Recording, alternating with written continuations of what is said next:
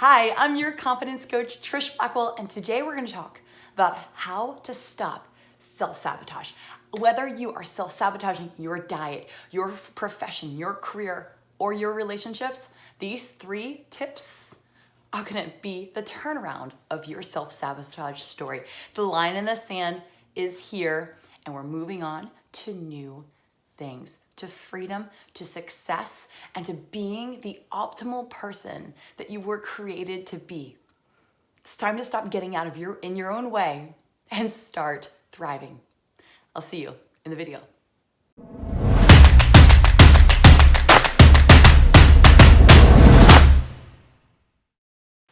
Okay, hey, so here's the thing. The first thing you do need to know is that I used to be the queen of self-sabotage.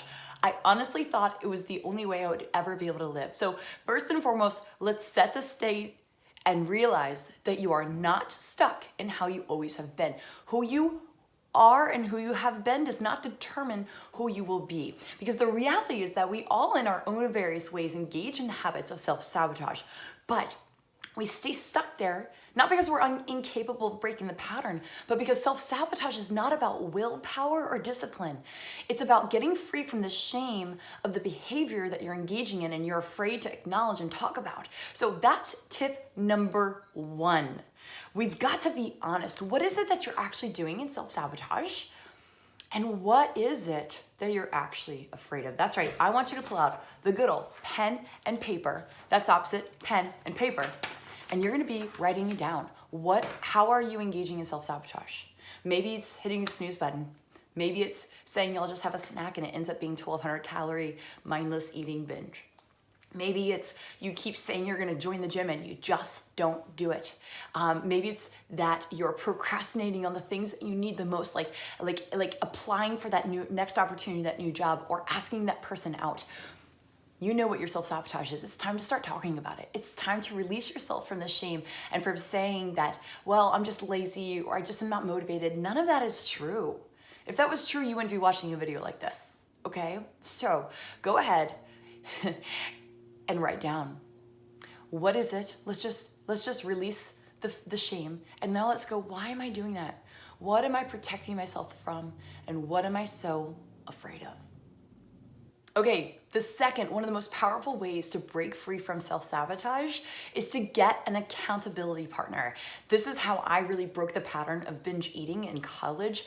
I had a friend who said, yeah, like come to my room every day and put a smiley face on my calendar or a frowny face. And then we don't even have to talk about it. But to be able to have a accountability measure with a friend who was trusted and who was helping me was really, truly life-changing for me. Now, accountability comes in so many measures. You can work with a coach, you can work with a friend, with your spouse, with a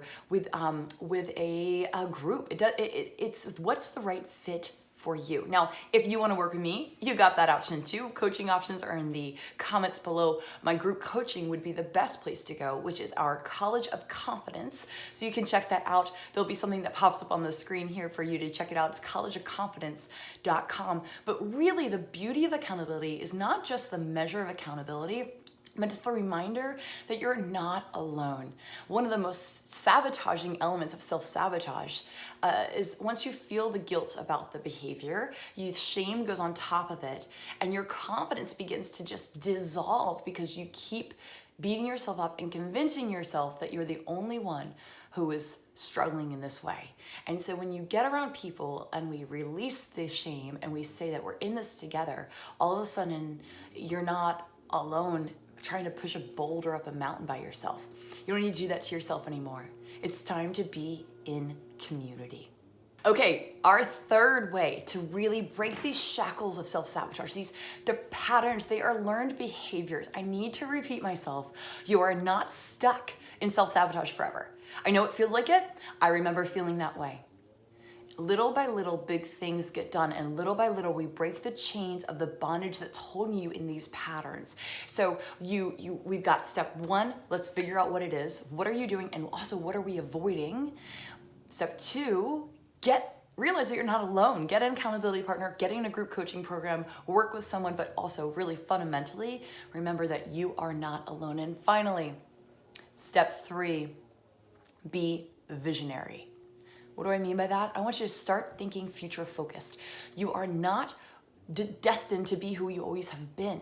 The struggles you've been through, the lessons you learned, the mistakes you've made, they are strengthening you and refining you. As long as you choose that confident perspective to say, I'm gonna look through what I've gone through, I'm gonna grow from it, and as long as I'm growing, then I'm going, and I'm on my way to where I am supposed to be going. And get excited about that. I want you to start thinking about the you version 2.0, right? So who is, for me, Trish 2.0, my next level, and start speaking to the potential of that person, of who you are and who you're becoming in that. Beautiful things happen in that scenario, and you can start realizing, seeing and visualizing your life as it's not stuck, seeing yourself free from any self-sabotage, seeing yourself thriving in your calling. My job as your confidence coach is to equip and empower you to have the courage and confidence to step into your calling.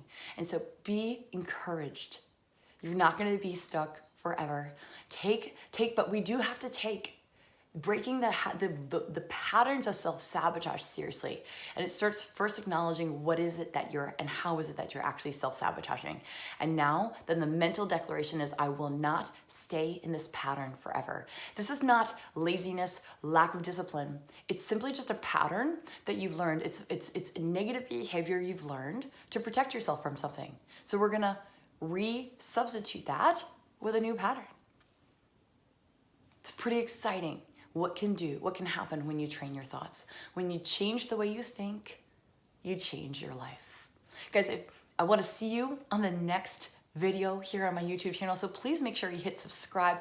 I always love hearing from you. Pop a comment in if you have a special request of a topic about confidence that you want to hear about. I would love to serve you in the exact specific way that would be most encouraging for you. So I am here as your confidence coach.